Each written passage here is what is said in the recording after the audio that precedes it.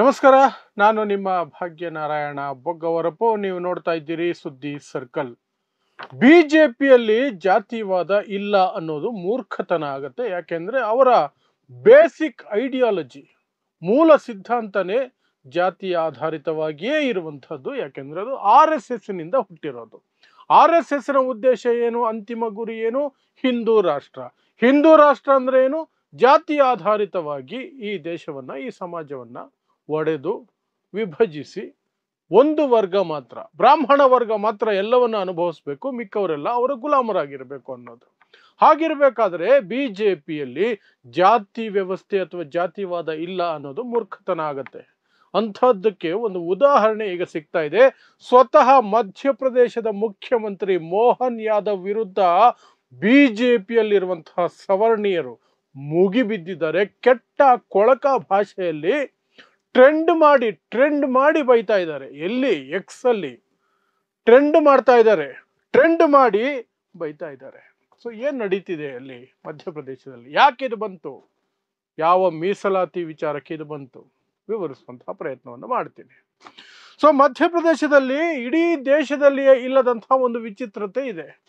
ಏನು ಅಂದ್ರೆ ಅಲ್ಲಿ ಒಬಿಸಿಗಳಿಗೆ ಅತ್ಯಂತ, ಇಡೀ ದೇಶದಲ್ಲಿಯೇ ಅತ್ಯಂತ ಕಡಿಮೆ ಮೀಸಲಾತಿ ಇದೆ.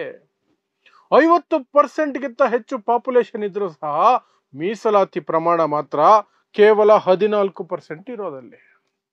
ಇಡೀ ದೇಶದಲ್ಲಿ ಕೇಂದ್ರ ಸರ್ಕಾರವೇ 27% ಕೊಟ್ಟಿದೆ, ಆದರೆ ಮಧ್ಯಪ್ರದೇಶದಲ್ಲಿ ಕೇವಲ 14%. ಸೊ ಇದನ್ನ ಸರಿಪಡಿಸಬೇಕು ಅಂತ ಈ ಹಿಂದೆ ಇದ್ದಂತಹ ಮುಖ್ಯಮಂತ್ರಿ ಕಮಲ್ನಾಥ್, ಕಾಂಗ್ರೆಸ್ ಸರ್ಕಾರ ಅದನ್ನ 27%ಗೆ ಇನ್ಕ್ರೀಸ್ ಮಾಡಿತು. ದೇಶದಲ್ಲಿ ಎಲ್ಲ ಕಡೆ ಇರುವಂತೆ ಇಲ್ಲೂ ಸಹ 27% ಇರಬೇಕು ಅಂತ. ಆದರೆ ಅದರ ವಿರುದ್ಧ ಕೋರ್ಟಿಗೆ ಹೋಗಲಾಯಿತು. ಹೈಕೋರ್ಟ್ ಅದನ್ನ ತೆಗೆದು ಹಾಕ್ತು, ಒಪ್ಕೊಳ್ಳಿಲ್ಲ, ಇದು ಸರಿಯಲ್ಲ ಅಂತ ಹೇಳ್ತು. ಅದರ ವಿರುದ್ಧ ಸುಪ್ರೀಂ ಕೋರ್ಟ್ಗೆ ಈಗಿನ ಸರ್ಕಾರದ ಮುಖ್ಯಮಂತ್ರಿ ಮೋಹನ್ ಯಾದವ್ ಅವರು ಸುಪ್ರೀಂ ಕೋರ್ಟ್ಗೆ ಹೋಗಿದ್ದಾರೆ. ಹೋಗುವ ಮೊದಲು ಎಲ್ಲ ಪಕ್ಷಗಳ, ಸರ್ವ ಪಕ್ಷಗಳ ಸಭೆಯನ್ನು ಕರೆದು ಅವರಲ್ಲಿ ಸಮಾಲೋಚನೆ ಮಾಡಿ ಆ ನಂತರವೇ ಹೋಗಿದ್ದಾರೆ. ಆದರೂ ಸಹ ಮೋಹನ್ ಯಾದವ್ ವಿರುದ್ಧ ಅಲ್ಲಿನ ಸವರ್ಣೀಯರು, ಮೇಲ್ಜಾತಿ ಅಂತ ಕರೆಸಿಕೊಳ್ಳುವವರು, ಅದರಲ್ಲೂ ವಿಶೇಷವಾಗಿ ಬ್ರಾಹ್ಮಣ ವರ್ಗ ಇನ್ನಿಲ್ಲದಂತೆ ಕೆಟ್ಟ ಕೊಳಕ ಅಪಪ್ರಚಾರ ಮಾಡ್ತಾ ಇದೆ, ಕಮೆಂಟ್ಗಳು ಮಾಡ್ತಾ ಇದೆ, ಬೈತಾ ಬಿದ್ದಿದ್ದಾರೆ. ಅದು ಏನು? ಟ್ರೆಂಡ್ ಮಾಡಿ, ಎಕ್ಸ್ ಅಲ್ಲಿ ಟ್ರೆಂಡ್ ಮಾಡಿದ್ದಾರೆ. ರಾಮ್ ದ್ರೋಹಿ ಮೋಹನ್ ಯಾದವ್ ಅವರನ್ನ, ಅಲ್ಲಿನ ಮುಖ್ಯಮಂತ್ರಿಯನ್ನ, OBC ಮುಖ್ಯಮಂತ್ರಿಯನ್ನ ರಾಮನ ದ್ರೋಹಿ ಅಂತ ಹೇಳಿ ಒಂದು ಟ್ರೆಂಡ್ ಮಾಡಿ ಅದನ್ನ ಟಾಪಲ್ಲಿ ನಿಲ್ಸಿದ್ದಾರೆ. ಆ ಟ್ರೆಂಡ್ ಅನ್ನ ಅಷ್ಟು ಜನ ರೀಟ್ವೀಟ್ ಮಾಡ್ತಿದ್ದಾರೆ, ಅದನ್ನ ಅಷ್ಟು ಜನ ಬಳಸ್ತಾ ಇದ್ದಾರೆ ಆ ಥ್ರೆಡ್ ಅನ್ನ. ಹಾಗಾಗಿ ಅದು ಟಾಪಲ್ಲಿದೆ.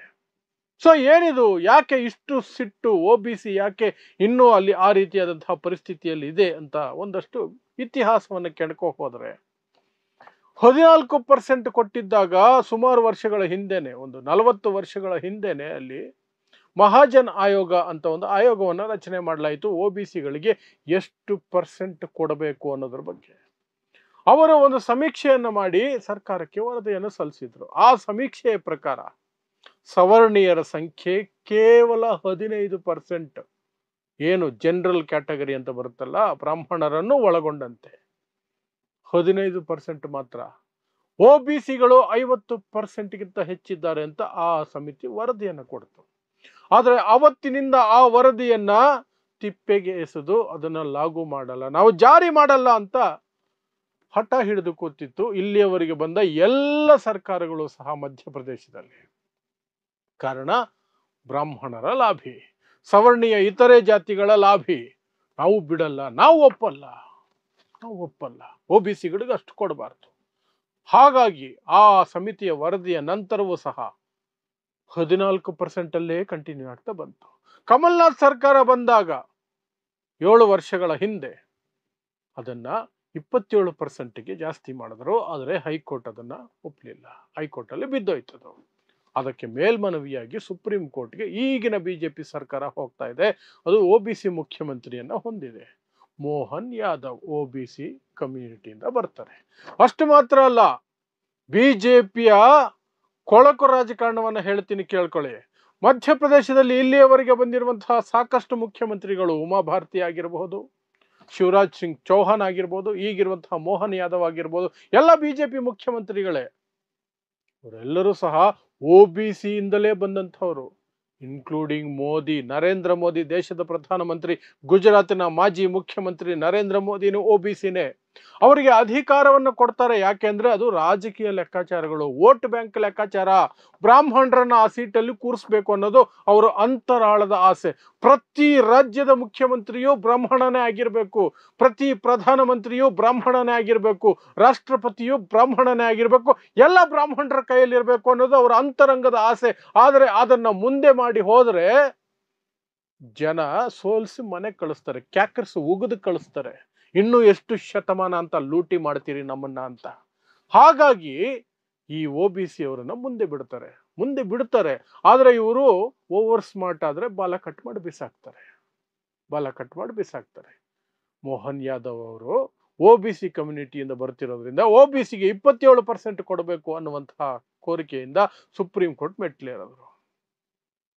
ಆದರೆ ಅವರ ವಿರುದ್ಧ ಈಗ ಬಿಜೆಪಿ ಅವರು ತಿರುಗಿ ಬಿದ್ದಿದ್ದಾರೆ, ಟ್ರೆಂಡ್ ಮಾಡ್ತಾ ಇದ್ದಾರೆ. ರಾಮ್ ದ್ರೋಹಿ ಅಂತೆ. ಜನಸಂಖ್ಯೆಗೆ ಅನುಗುಣವಾಗಿ OBC ಕಮ್ಯುನಿಟಿಗೆ ಹೆಚ್ಚಿನ ರಿಸರ್ವೇಶನ್ ಬೇಕು ಅಂತ ಒಂದು ನಿಲುವನ್ನು ತೆಗೆದುಕೊಂಡ್ರೆ ಆ ಮುಖ್ಯಮಂತ್ರಿಯನ್ನ, ಬಿಜೆಪಿಯದ್ದೇ ಮುಖ್ಯಮಂತ್ರಿಯನ್ನ ರಾಮನ ದ್ರೋಹಿ ಅಂತ ಟ್ರೆಂಡ್ ಮಾಡ್ತಾರೆ. ರಾಮ್ ದ್ರೋಹಿ ಮೋಹನ್ ಯಾದವ್ ಅಂತ ಟ್ರೆಂಡ್ ಮಾಡಿಕೊಂಡು ಕೆಟ್ಟ ಕೊಳಕ ಭಾಷೆಯಲ್ಲಿ ಕಮೆಂಟ್ ಮಾಡ್ತಿದ್ದಾರೆ. ಇದೇನು ಹೊಸದಲ್ಲ ಇವ್ರದು. ಈ ಸೋಕಾಲ್ಡ್ ಮೇಲ್ಜಾತಿ ಅಂತ ಕರೆಸ್ಕೊಳ್ಳುವ ಕೀಳು ಮನಸ್ಥಿತಿಯ ಜನರದು ಇದು ಹೊಸದೇನಲ್ಲ. ಯಾವಾಗ ಮಂಡಲ್ ಕಮಿಷನ್ VP ಸಿಂಗ್ ಈ ದೇಶದಲ್ಲಿ OBCಗಳಿಗೆ ಮೀಸಲಾತಿಯನ್ನು ಕೊಟ್ರು, 27% ಮೀಸಲಾತಿಯನ್ನು ಕೊಟ್ರು, ಆಗ ಇಡೀ ಸವರ್ಣ ಸಮುದಾಯ ಬೀದಿಯಲ್ಲಿತ್ತು. ಯಾವ ಮಟ್ಟಕ್ಕೆ ಅಂದ್ರೆ ಇಡೀ ದೇಶದಲ್ಲಿ ಗಲಭೆಗಳು ಮಾಡ್ತಿದ್ರು, ಹಿಂಸಾಚಾರಕ್ಕೆ ಇಳಿದಿದ್ರು. ಮೀಸಲಾತಿ ಕೊಡಬಾರ್ದು, ಎಲ್ಲ ನಮಗೆ ಬೇಕು. 3% ಇದ್ರು, 5% ಇದ್ರು, 10% ಇದ್ರು, ನಾವೇ ಎಲ್ಲ ತಿಂದು ತೇಗಬೇಕು. ಇಷ್ಟು ಶತಮಾನ ತಿಂದಿದ್ದು ಹೇಗೆ ನಡೀತಾ ಇತ್ತೋ ಅದೇ ರೀತಿ ನಡಿಬೇಕು, ನಮಗೆ ಬೇಕು ಎಲ್ಲ, ಮಿಕ್ಕವರೆಲ್ಲ ಗುಲಾಮಗಿರಿ ಮಾಡ್ಕೊಂಡು ಬಿದ್ದಿರಬೇಕು ಅನ್ನೋದು ಅವ್ರ ನಿಲುವಾಗಿತ್ತು. ಯಾವ ಮಟ್ಟಕ್ಕೆ ಅಂದ್ರೆ ಇಡೀ ಜಗತ್ತಿನ ಗಮನ ಸೆಳೆಯೋದಕ್ಕೆ ಒಂದಷ್ಟು ಬ್ರಾಹ್ಮಣ ಹುಡುಗರು ಸೀಮೆಎಣ್ಣೆ ಸುರ್ಕೊಂಡು ಬೆಂಕಿ ಹಚ್ಕೊಂಡು ಸತ್ತು ಹೋದರು.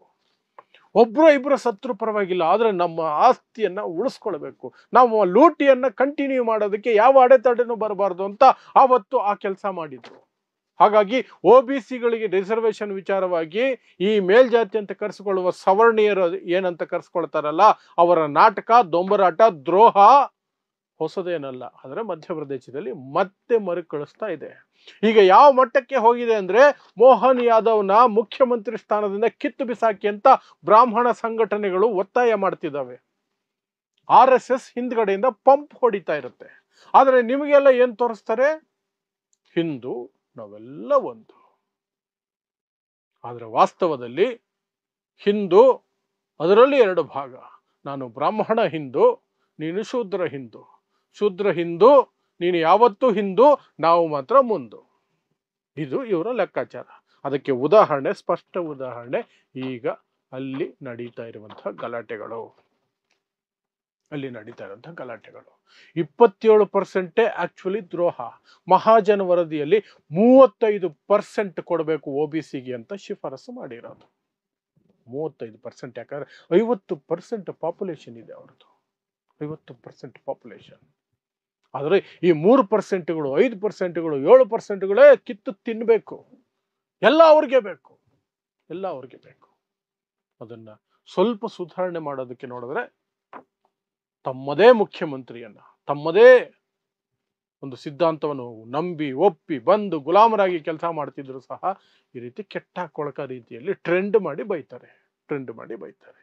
ಇದಿಷ್ಟು ಮಧ್ಯಪ್ರದೇಶದಲ್ಲಿ OBC ರಿಸರ್ವೇಶನ್ ಕುರಿತಾಗಿ ನಡೀತಾ ಇರುವಂತಹ ಒಂದು ರೀತಿ ಕೊಳಕ ರಾಜಕಾರಣ, ಬಿಜೆಪಿ RSS ಮಾಡ್ತಿರುವಂತಹ ಕಚಡ ರಾಜಕಾರಣ. ಸೊ ಅದು ನಿಮ್ಗೆ ಅರ್ಥ ಆಗಿದ್ರೆ ಒಳ್ಳೆಯದು. ಮುಂದಿನ ದಿನಗಳಲ್ಲಿ ಈ 50% ಸ್ಲ್ಯಾಬ್ ಏನಿದೆಯಲ್ಲ, 50% ದಾಟಬಾರದು ಮೀಸಲಾತಿ. 50%ನ 3% ಇರೋರು, 5% ಇರೋರು ಕಿತ್ಕೊಂಡು ತಿಂತಾನೆ ಇರಬೇಕು ಅಂತಿದೆಯಲ್ಲ, ಅದನ್ನ ಮುರಿಯೋದಕ್ಕೆ ಹೊರಡುವಂತಹ ಹೋರಾಟಗಳಾಗ್ತವೆ ಮುಂದಕ್ಕೆ. ಆಗ ಇದೆಲ್ಲ ನಿಮಗೆ ನೆನಪಾಗಬೇಕು. ಅದಕ್ಕೆ ಇದನ್ನು ತಿಳಿಸಿದ್ದೇನೆ, ಇದೆಲ್ಲ ನೆನಪಾಗಬೇಕು ಅಷ್ಟೇ. ಸೊ ಇಂತಹದ್ದೇ ವಿಶೇಷ ಸುದ್ದಿಗಳಿಗಾಗಿ ನೋಡ್ತಾ ಇರಿ ಸುದ್ದಿ ಸರ್ಕಲ್. ನಾನು ನಿಮ್ಮ ಭಾಗ್ಯನಾರಾಯಣ ಬೊಗ್ಗವರಪು.